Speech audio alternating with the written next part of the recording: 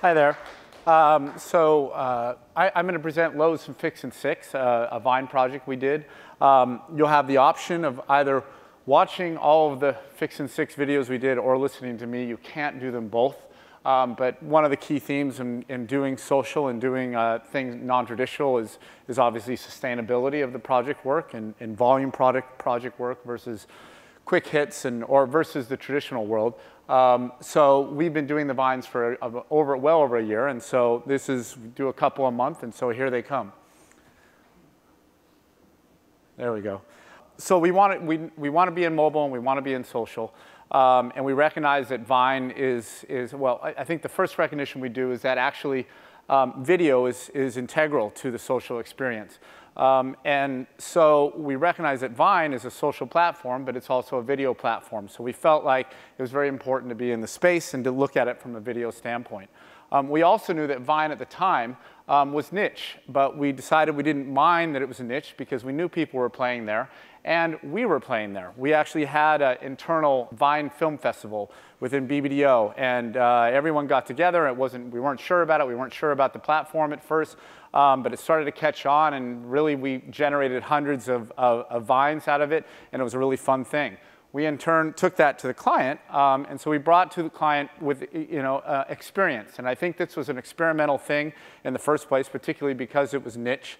Experimental thing, and again, having experience with something like this is something that is really effective. Again, we found it important also when you're dealing with the social situation that you have a way to influence, you have a way to socialize. And we also had studied the platform enough, it was small enough at the time, that we also knew how to socialize it. So we actually found a director that was an influencer in herself. Her name was Megan Signoli, and at that time she was definitely getting a Vine audience. Now she's blown up, has of other Vine directors. But that's one of the things that's happening in the social world of video, or in social in general, is finding the actual makers who actually have a following, who are influencers in themselves. That's something that could creep into broadcasts in general, and that certainly affected how we did the Vines. So I think they were effective because of three main things. Of course, they were simple. And then also they had an authenticity to the platform, which was critical, and they also had an artfulness. And of course, they also were great tips. They had an inspiring, and there was a who knew factor to it. In consequence, they got a tremendous amount of earned media.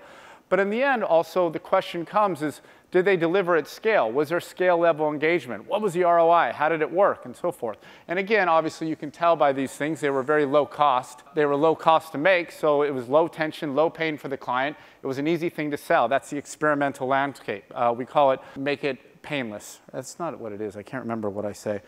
But the point is that where consumers are sharing, we want to be. And we want to be authentic to that particular platform, even if it's niche. And that, in turn, trains us to communicate to an audience in the appropriate way.